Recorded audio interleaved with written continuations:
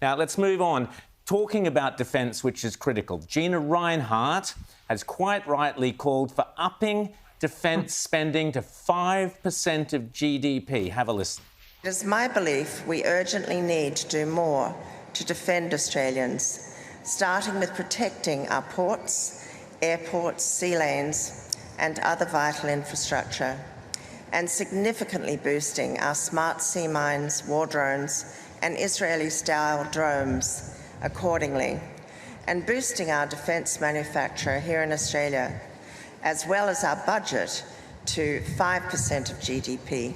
Barnaby, your thoughts? The Coalition have said, well, 3% at the end of the decade, that's another $21 billion over the next 5 years, and so on. Is Gina Rinehart correct? She should know. She's got plenty of property up there in the far north of Western Australia and the Northern Territory to know how vulnerable Australia is. Your thoughts, Barnaby?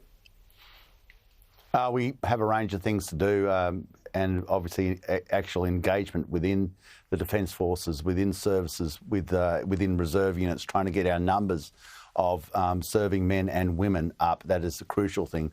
We have to realise that when China went off the coast of Sydney, no, they didn't stop at Bermagui, or they didn't go up to Cooktown and did live fire exercises. That is practising. And what are they practising? Well, they're obviously practising for conflict. They're practising for war off the coast of Sydney. We don't seem to. The penny doesn't seem to have dropped for Australia. In the circumnavigation of Australia, and basically having their so-called research vessel stooge through Bass Strait, obviously working out the oceanography and where the cables are for Melbourne, getting their tactical data that they require for whatever they intend to do for Melbourne. Now we have obviously the continued discussion and the continued allegations, or maybe they're stronger than that, from Jane's Journal on, about Russians wanting to build a base in north of Papua New Guinea. This within striking distance of Australia. We have got to realise what is before us. We have got to wake up. We have only one job in this nation: become as powerful as possible, as quickly as possible. Become resilient. You can't just say, well, our defence policy is the mums and dads of Tennessee and South Carolina and California.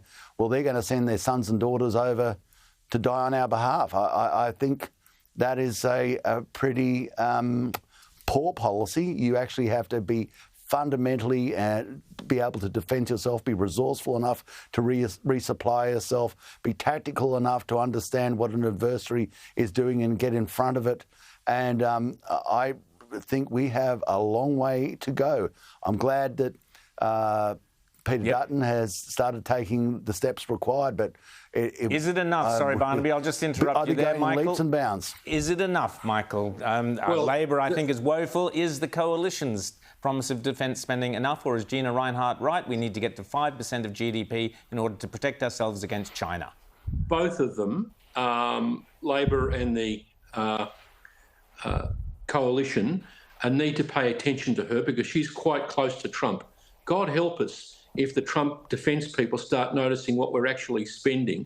It's all pie in the sky when you die, money in future allocations for the submarines. But in the meantime, they've abolished 3 of the 4 mechanised battalions. They've shelved the 4th F-35 squadron and put on ice the 2 supply ships that would supply the army. It's a hopeless defence budget. We've got hopeless defence establishment people. Fancy buying 2 tugboats from China in the middle of this circumnavigation of Australia, just as Barnaby was talking about. There's no serious debate on defence in this election. It's terrible. Sheridan and Kelly are the people should be reading in The Australian, who are up in arms about how the national debate during an election is not seriously on this issue. Thanks to Gina Rinehart for putting her focus on it. Absolutely, agree with you totally. Barnaby Joyce, Michael Danby, thanks so much for coming on The World According to Rowan Dean.